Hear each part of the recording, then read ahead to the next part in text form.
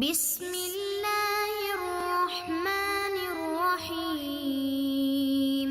بسم اللہ الرحمن الرحیم۔ السلام علیکم عزیز طلبہ کرام، امید ہے آپ حضرات خیریت سے ہوں گے۔ آج ہمارا صحیح مسلم کا سبق نمبر 285 ہے، جس کا عنوان ہے باب جواز اکل المحدث الطعام۔ آگے بڑھنے سے پہلے خلاصہ جات کو ایک نظر دیکھ لیں۔ گزشتہ سبق میں ہم نے اس عنوان کے تحت ان نکات پر بات کی تھی۔ آج کے سبق میں ہم اس عنوان کے تحت ان مذکورہ نکات پر بات کریں گے۔ تو بڑھتے ہیں سبق کی طرف۔ وبه قال حدثنا يحيى بن يحيى التميمي وابو الربيع الزهراني قال يحيى اخبرنا حماد بن زيد وقال ابو الربيع حدثنا حماد عن عمرو بن دينار عن سعيد بن الحويرث عن ابن عباس رضي الله عنهما ان النبي صلى الله عليه وسلم خرج من الخلاء فأتي بطعام فذكروا له الوضوء فقال اريد ان اصلي فاتوضا۔ حضرت ابن عباس رضی اللہ عنہما سے مروی ہے کہ نبی پاک صلی اللہ علیہ وسلم بیت الخلاء سے تشریف لائے تو آپ علیہ السلام کے لیے کھانا پیش کیا گیا۔ لوگوں نے آپ علیہ السلام کو وضو یاد دلایا تو آپ علیہ السلام نے فرمایا، کیا میں نماز کا ارادہ کر رہا ہوں کہ وضو کروں؟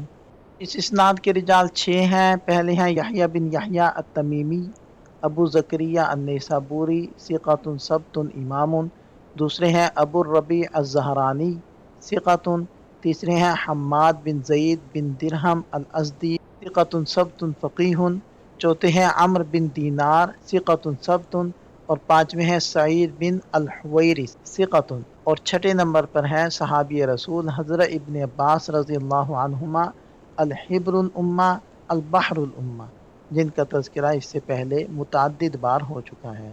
نبی پاک صلی اللہ علیہ وسلم کے اس ارشاد کہ ارید ان اصلیہ، کیا میں نے نماز پڑھنی ہے، اس کا مطلب دراصل ایک طرح کا استفہام انکاری ہے، یعنی آپ علیہ السلام یہ واضح فرما رہے ہیں کہ شرعی وضو تو اس شخص کے لیے ضروری ہے جس کا ارادہ نماز پڑھنے کا ہو، اور چونکہ اس وقت میرا ارادہ نماز کا نہیں بلکہ کھانا کھانے کا ہے، اس لیے ابھی وضو کی حاجت نہیں۔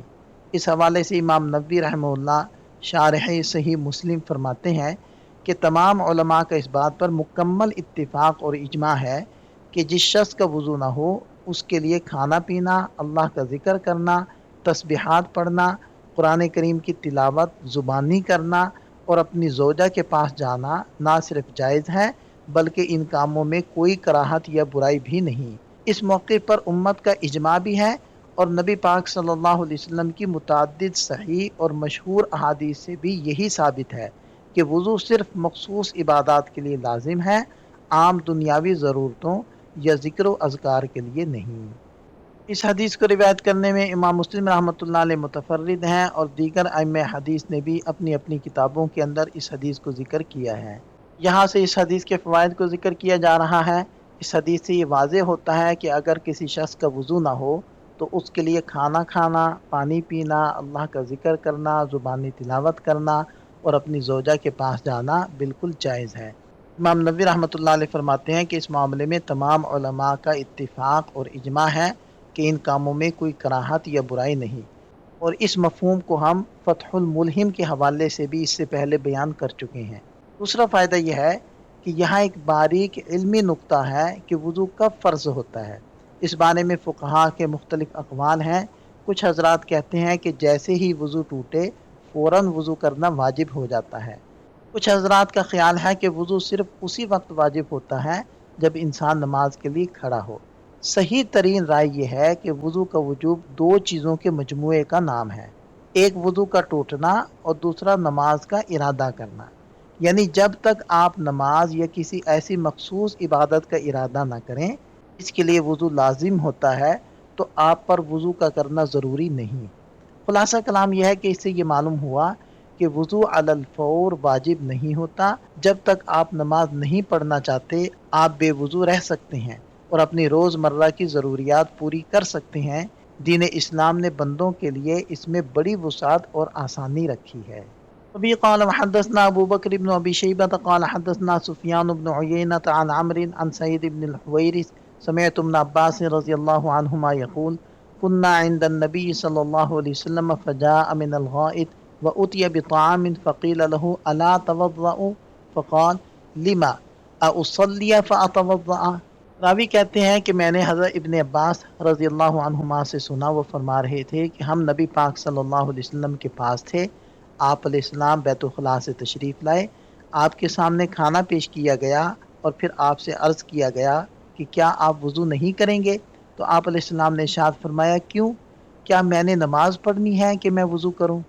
اس اسناد کے رجال 5 ہیں۔ پہلے ہیں ابو بکر ابن ابی شیبہ، دوسرے ہیں سفیان بن عیینہ بن ابی عمران میمون الہلالی، ثقۃ ثبت حافظ فقیہ حجہ، اور بقیہ حضرات کا تذکرہ سابقہ سند میں ہو چکا ہے۔ بھی قال وحدثنا يحيى بن يحيى قال أخبرنا محمد بن مسلم الطائفي عن عمرو بن دينار عن سعيد بن الحويرث مولى آل السائب أنه سمع عبد الله بن عباس رضي الله عنهما يقول ذهب رسول الله صلى الله عليه وسلم إلى الغائط فلما جاء قدم له طعام فقيل يا رسول الله ألا توضأ قال لما للصلاة۔ ترجمہ واضح ہے کہ جب نبی پاک صلی اللہ علیہ وسلم کے سامنے کھانا لایا گیا اور پوچھا گیا کہ کیا آپ وضو نہیں کریں گے، تو آپ علیہ السلام نے ارشاد فرمایا کیوں؟ کیا نماز کے لیے؟ اس اسناد کے رجال بھی 5 ہیں۔ پہلے ہیں محمد بن مسلم الطائفی، صدوق یخطئ، اور بقیہ حضرات کا تذکرہ اس سے پہلے ہو چکا ہے۔